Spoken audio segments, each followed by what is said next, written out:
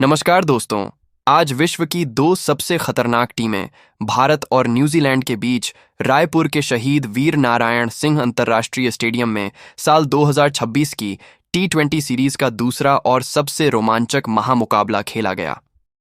जिसने क्रिकेट के दीवानों को दांतों तले उंगलियां दबाने पर मजबूर कर दिया और अंत में जो हुआ उसने सभी को हैरान कर दिया। इस हाई स्कोरिंग मैच की शुरुआत टॉस के साथ हुई, जहां भारतीय कप्तान सूर्य कुमार यादव ने टॉस जीतकर रायपुर की पिच पर ओस की संभावना को देखते हुए पहले गेंदबाजी करने का फैसला किया। लेकिन न्यूजीलैंड के बल्लेबाजों ने आज मैदान पर रनों का ऐसा सैलाब लाया जिसने भारतीय गेंदबाजों को बैकफुट पर धकेल दिया। रायपुर के शहीद वीर नारायण सिंह अंतर्राष्ट्रीय स्टेडियम की सपाट और बल्लेबाजी के अनुकूल पिच पर जब न्यूजीलैंड की टीम पहले बल्लेबाजी करने उतरी तो अनुभवी डेवन कॉन्व और युवा टीम रॉबिन्सन ने कीवी पारी का बेहद आक्रामक आगाज किया।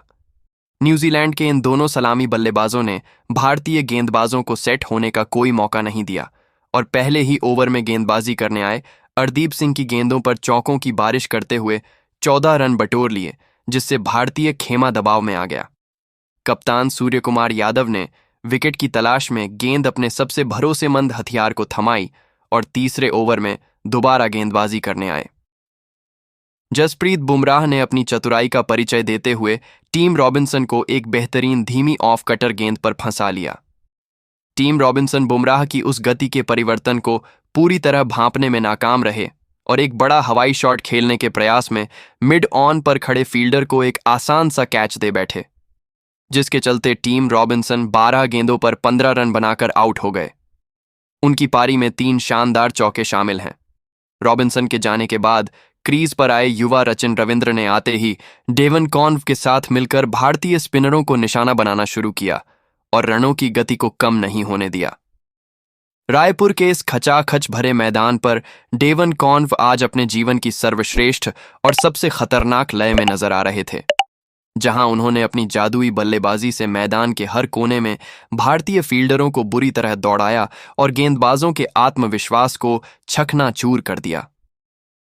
कीवी पारी के 8वें ओवर में जब कप्तान ने विकेट की तलाश में मिस्ट्री स्पिनर वरुण चक्रवर्ती को गेंद थमाई तो डेवन कॉन्व ने उनका स्वागत बेहद आक्रामक अंदाज में किया, जहां उन्होंने पहली गेंद पर आगे बढ़कर कवर्स की दिशा में एक कड़क चौका जड़ा और फिर दूसरी गेंद पर उसी दिशा में एक और दर्शनीय बाउंड्री बटोर ली। इसके बाद तीसरी गेंद पर चक्रवर्ती ने गति में बदलाव करने की कोशिश की,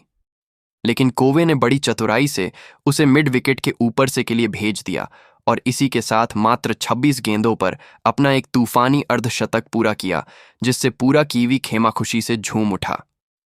न्यूजीलैंड का स्कोर अब किसी रॉकेट की तरह तेजी से 100 रनों के पार पहुंच चुका था और भारतीय खेमे में चिंता साफ देखी जा सकती थी।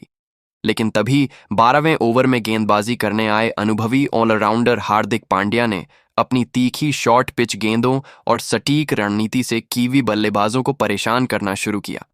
इस ओवर की पहली गेंद डॉट रहने के बाद दूसरी गेंद पर रचिन रविंद्र ने अपनी प्रचंड ताकत का प्रदर्शन किया और एक लेंथ बॉल को घुटने टेक कर मिड विकेट के ऊपर से 85 मीटर दूर एक गगनचुंबी के लिए भेज दिया, जिससे ऐसा लगा कि कीवी टीम आज रनों का अंबार लगा देगी। लेकिन ठीक अगली ही गेंद पर हार्दिक पांड्या ने अपनी अनुभवी चतुराई दिखाई और अपनी लाइन को थोड़ा सा बदलते हुए रचिन रविंद्र को पुल शॉट खेलने के लालच में फंसा लिया। रचिन रविंद्र हार्दिक की उस तेज बाउंसर पर अपना मानसिक नियंत्रण नहीं रख सके और गेंद की अतिरिक्त उछाल के कारण उनकी टाइमिंग पूरी तरह से खराब हो गई, जिसके चलते गेंद बल्ले के ऊपरी किनारे पर लगकर हवा में बहुत ऊंची लहरा गई और फाइन लेग पर तैनात फील्डर ने बिना कोई गलती किए एक शानदार कैच लपक लिया। इस तरह रचिन रविंद्र एक फुल शॉट खेलने के प्रयास में 25 गेंदों पर 38 रनों की एक तेज पारी खेलकर आउट हो गए। उनकी इस आक्रामक पारी में 2 चौके और 3 गगनचुंबी शामिल हैं, जिससे भारत को मैच में वापसी का एक बड़ा मौका मिल गया।